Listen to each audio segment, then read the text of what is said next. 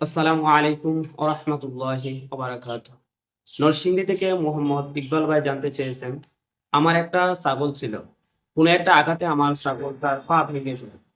এখন আমি চাচ্ছি এই ছাগলটা দ্বারা আমার সন্তানের আকিকা দিতে। এই ছাগলটি দ্বারা আমার আকিকা দেওয়া কি শুদ্ধ হবে? নরসিংদী থেকে মোহাম্মদ তাজুল ইসলাম ভাই জানতে চেয়েছেন, রমজান মাসে স্ত্রী সহবাস করা যাবে কিনা। প্রবাস থেকে মোহাম্মদ শরীফ ভাই জানতে চেয়েছেন, রোজা অবস্থায় স্বপ্নদোষ হয়ে গেলে রোজা ভেঙে যাবে কিনা। নরসিংদী থেকে মোহাম্মদ ইকবাল ভাই জানতে চেয়েছিলেন যে ওনার একটা ছাগল ছিল, ওই ছাগলটি কোনো একটা আঘাতের কারণে পা ভেঙে যায়। এখন উনি এই ছাগলটি দ্বারা ওনার সন্তানের আকিকা দিতে চাচ্ছে। এই ছাগলটি দ্বারা ওনার সন্তানের আকিকা দেওয়া শুদ্ধ হবে কিনা। আমাদের শুরুতেই জেনে রাখা দরকার যে আকিকার পানির মাঝে ওই শর্তগুলা দরকার, যে শর্তগুলা কুরবানির পানির মাঝে দরকার হয়। তো আপনার ওই ছাগলটা যদি হেঁটে জবের স্থান পর্যন্ত না যেতে পারে, তাহলে আপনার ওই ছাগলটা দ্বারা আকিকা করা শুদ্ধ হবে না।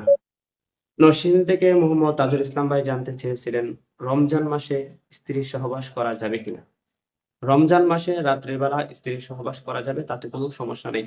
অর্থাৎ ইফতারের পর থেকে সুবহ সাদিকের আগ পর্যন্ত, ফজরের আগ পর্যন্ত, আপনি সাহারির সময় শেষ হওয়ার আগ পর্যন্ত এতটুকু সময়ের ভিতরে আপনি স্ত্রীর সহবাস করতে পারবেন, তাতে কোনো সমস্যা নেই।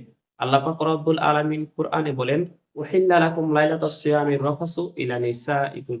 আল্লাহ পাক রব্বুল আলামিন বলেন, রমজান মাসে রাত্রে বেলা তোমরা তোমাদের স্ত্রীর সাথে মেলামেশা করতে পারো।